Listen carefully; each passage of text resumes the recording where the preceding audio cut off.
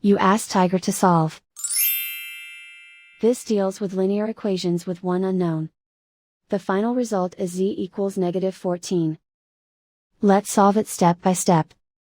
Simplify the expression. Move the negative sign from the denominator to the numerator. Expand the parentheses. Break up the fraction. Find the greatest common factor of the numerator and denominator. Factor out and cancel the greatest common factor. Group all constants on the right side of the equation. Add 3 to both sides. Group like terms. Simplify the arithmetic.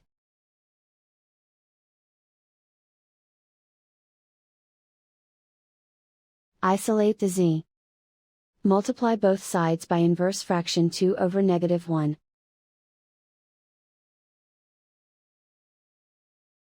Group like terms. Multiply the coefficients. Simplify the arithmetic.